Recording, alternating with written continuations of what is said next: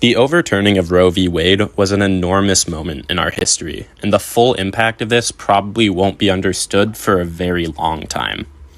When Roe was around, we at least had some kind of legal precedent to say that personhood doesn't begin at the very moment of conception.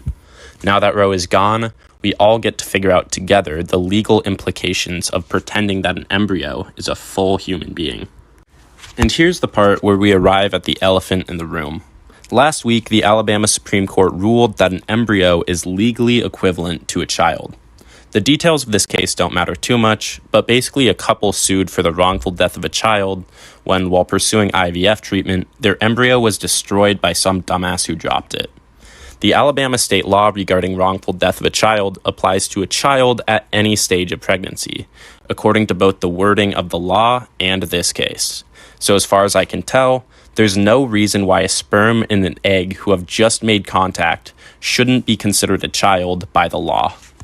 So, anyone at risk of having a fetus grow inside them would probably find all of this pretty bleak.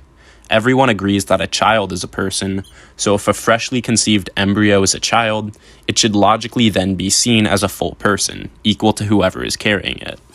So if this insane legal logic gets off the ground, abortion rights probably don't stand a chance in much of the country. Tons of people before me have pointed out how this is a bad thing for women's equality and the right to control your own body. But I'd be lying if I said this is all 100% bad news. That's right. I'm proposing that this incredibly dark cloud actually has a silver lining. Ladies, you might not be able to control your own body, but what if I told you you get a free pass to drive in the carpool lane instead? The anti-abortion crowd has long held that life begins at conception. An important caveat here is that life doesn't actually mean life in this context. It means personhood. A tumor is a life. A bug is a life. So when they say life begins at conception in a way that applies to the abortion debate, what they really mean is that personhood begins at conception. Animals are clearly alive, but no conservative would say that you should go to jail just for hunting. When they say that life begins at conception and you should be punished for killing that life, that pretty directly implies that they consider that life to be a full person. This also explains the mantra that abortion is murder, because people would never describe the killing of a tumor as murder, even though it's both alive and made of human DNA. Murder is a term that describes the killing of people, not just the killing of anything alive and made of human cells. So, by the logic of the right in the Alabama Supreme Court, personhood occurs at the very moment when sperm meets egg. So if you're a woman driving in the carpool lane and you get pulled over, wouldn't "I have a freshly made embryo and therefore a second person inside of me" be a perfectly valid excuse? Of course, I don't expect this strategy to work on the cop, so anyone who tries this will probably have to challenge the ticket in court, and that's where the real fun begins. Now, you might be thinking that the court would ask for proof that you're pregnant, but if personhood truly starts at conception, this would be an impossibly unfair standard.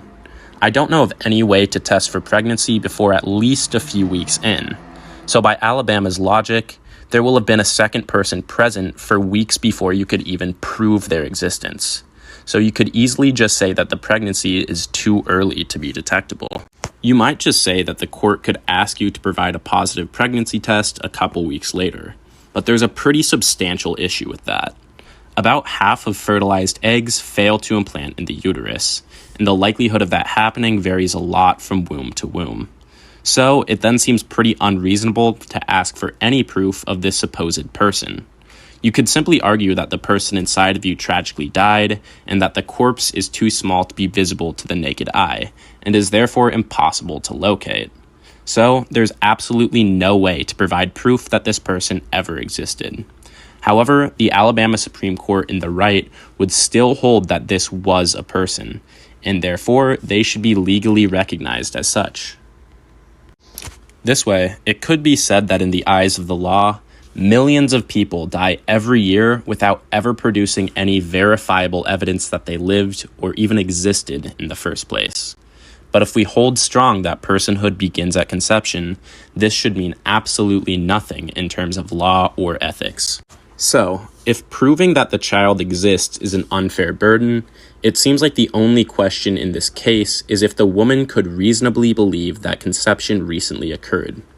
Therefore, the legal burden that actually makes sense is just to claim, without being disproved, that you recently had sex while it was highly likely you would conceive.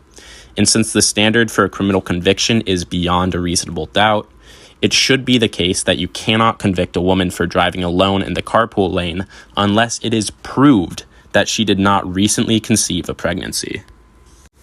So, if you're a woman and you have sex, it seems to me like you should be legally allowed to drive in the carpool lane whenever you feel like it. If he didn't pull out, you don't have to pull over. Okay, maybe you don't buy this argument for whatever reason. And despite you obviously being wrong, I guess that's fine. The broader point I want to make here is that the anti-abortion crowd is in way over its head. Once Roe was overturned, they were like a dog who finally caught up to the car they were chasing. They have absolutely no idea what to do now. Life begins at conception is a nice-sounding slogan, but now the courts are actually starting to take this stupid mantra seriously. And I don't think any of us are ready for the implications of that.